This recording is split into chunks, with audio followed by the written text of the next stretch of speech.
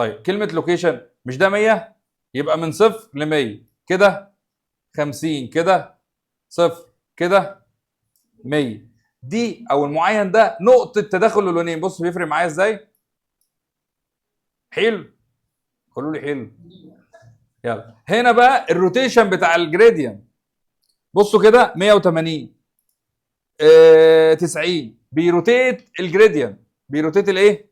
الجريدينت التدرج اللون الازرق فوق 180 فين؟ اهي الازرق تحت. فهمتي كده؟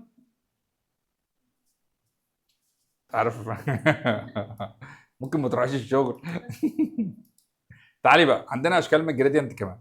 عندنا جريدينت مدور زي ده اسمه ريديال، وعندنا لاينر اللي هو ده، وفي نوع كمان جميل قوي اسمه بوينت. بصوا كده تتك على النقطه دي وتغير اللون. تعالى كده هو ار جي بي اهو. ايه رايك؟ يع خالص اهو اخضر.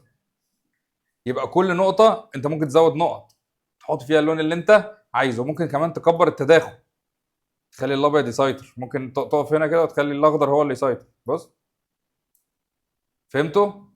حلو. عايز اقول لك ملحوظه جميله جدا هتحس ان البرنامج ده فعلا قوي جدا. زوم. بص احنا بنعمل دلوقتي جريدينت على الفيل. دلوقتي انت هتعمل جريدينت على، يبقى انت كل الاعدادات اللي انت خدتها دي برضو هتبقى على ستروك. زائد فيها حاجه صغيره خالص دي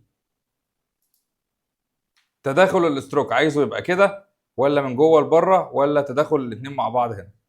صعبه يا شباب؟ 100 100. مش بس كده، طول ما انت واقف على اداه الجريدينت وتقف هنا كده. تعالى بس نقف على الفيلم ونقف هنا كده. شايفين الشكل ده؟ هو اللي احنا لسه دارسينه. الدايره اهي. فلو ضغطت على الدايره هيجيب لك ان انت تغير الوانها، وعندك النقطه دي تقدر تحرك بيها الجريدينت وتقدر تروتيت على الجريدينت من هنا. صعبه؟ طب لو عايز ازود لون كده اهو. ازاي؟ كده اهو. ازاي؟ نقف هنا كده ونضغط كليك. صعبه؟ 100 100. كلنا بنعرف نشتغل جريدينت. تعالى نعمل ميني تاسك. خلاص كده عشان يديك